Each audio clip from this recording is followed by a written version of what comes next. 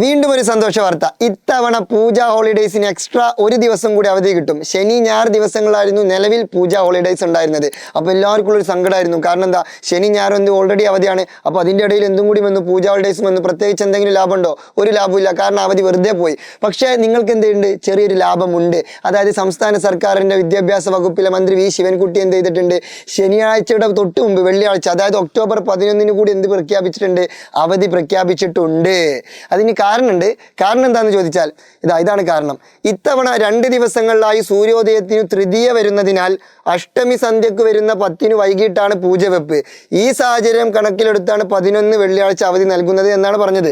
അതെന്താണെന്നൊന്നും എനിക്ക് മനസ്സിലായിട്ടില്ല, പക്ഷെ എന്തോ വലിയ സംഭവമാണെന്ന് മനസ്സിലായി. അപ്പോൾ എന്തായാലും നിങ്ങൾക്ക് എന്തുണ്ട്? അവധിയുണ്ട്. ഓക്കെ, അപ്പോൾ വെള്ളി അവധിയുണ്ട്, ശനി അവധിയുണ്ട്, ഞായർ അവധിയുണ്ട്. 3 ദിവസം 11, 12, 13 എൻജോയ്. ഓക്കെ, അപ്പോൾ 3 ദിവസം പുസ്തകമൊന്നും തൊടേ വേണ്ട, തൊട്ടാ പ്രശ്നമാണ്. ആരും തുടരുത്. ഓക്കെ, 3 ദിവസം എന്ത് ചെയ്യുക? എൻജോയ് ചെയ്യുക, വൈബാക്കുക. പിന്നെ എന്താ, വേറെ എന്തെങ്കിലുമൊക്കെ പരിപാടികൾ ചെയ്യാണ്ടെന്നുണ്ടെങ്കിൽ അതൊക്കെ എന്ത് ചെയ്യുക? മാക്സിമം ജാളിയായിട്ട് ചെയ്യുക. ഓക്കെ, അപ്പോൾ ഓൾ ദി ബെസ്റ്റ്.